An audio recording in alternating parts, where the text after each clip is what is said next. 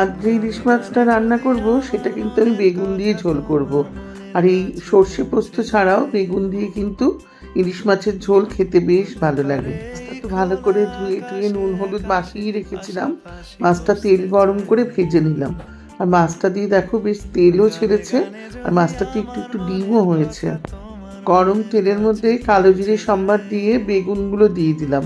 তবে বেগুনগুলো আমি একটু চওড়া চওড়া করেই কেটেছিলাম, কারণ বেগুন না গলে যায়, তাই জন্য চওড়া করে কেটেছিলাম।